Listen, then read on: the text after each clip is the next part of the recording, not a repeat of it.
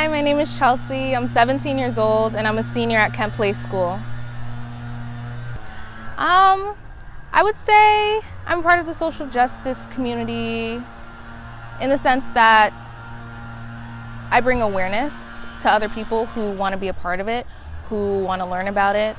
I like to research, I like to educate myself on different things. Juneteenth, for example, didn't know it was a thing, regardless of the fact that I'm Black myself. Didn't know it was a thing until a couple years ago. So I like to educate myself on things that most people don't know about, most people tend to ignore, tend to not look to as much, and just like to educate people, because I feel like the thing that we need most is education, because most people don't understand each other, and when they're not forced to learn those things, they put it to the side altogether. So I like to bring awareness to other people, I like to educate other people, and I feel like that's my role in the social justice community.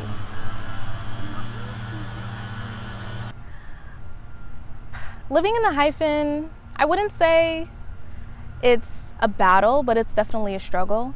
In day-to-day things like eating food, for example, burgers versus like authentic Haitian cuisine, things like that.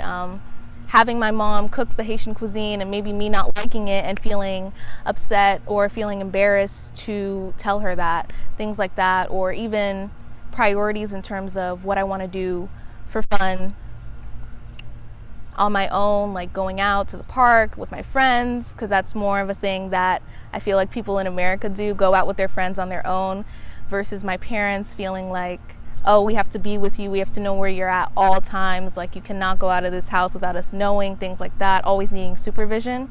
So I feel like as I'm growing older, living in the Hyphen has become more of a struggle in finding who I am and how I want to be independent.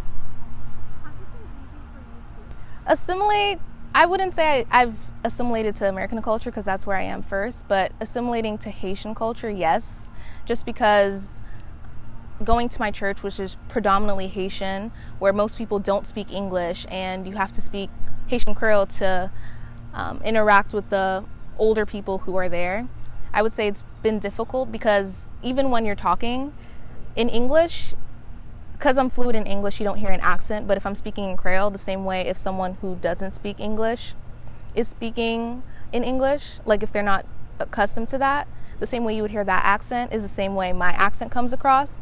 So even if I say hi, just hearing that accent kind of builds a barrier. Oh, she's not really Haitian. Oh, she doesn't really understand, things like that. So I feel like in that sense, it's definitely been hard. Definitely. Going off of what I was saying earlier, language is definitely a big part of that. And even my history, I feel like for a long time, I didn't even put in the effort to learn Haitian history because I felt so disconnected from it, from years and years and years of people saying, oh, she's not really Haitian, she doesn't check all the boxes, things of that sense. So I wasn't motivated to try and learn about that side of me. So because of that, growing up, I felt really, really disconnected from that side of me and didn't feel that I had ties to it besides the fact that my parents were Haitian. I feel like I haven't given them the chance because for a long time, especially with my last name being Naslis, which is so predominantly Haitian, for a long time, I would just prefer people to call me Chelsie. If we were going down roll call, I would quickly answer and be like, yep, Chelsie, I'm here. Okay, all right.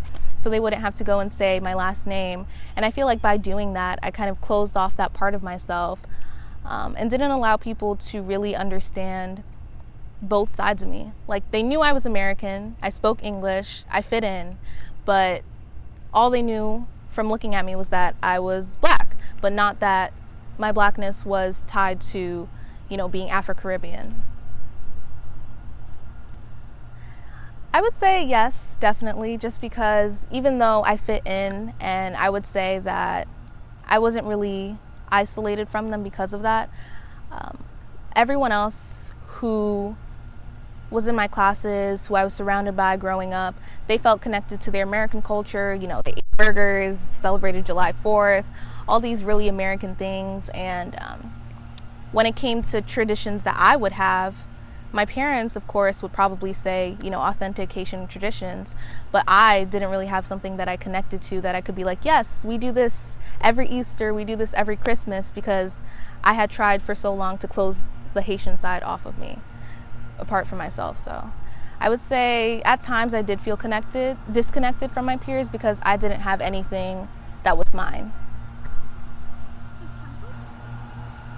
I would say to just embrace it, because especially at a young age, because as you're growing up, it's kind of like when you're molding clay.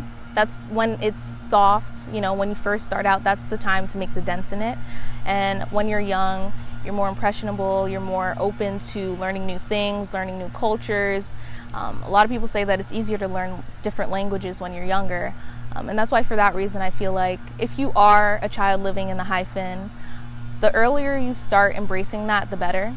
The earlier you start taking ownership of that, the better. And that way you get to understand other people through understanding yourself.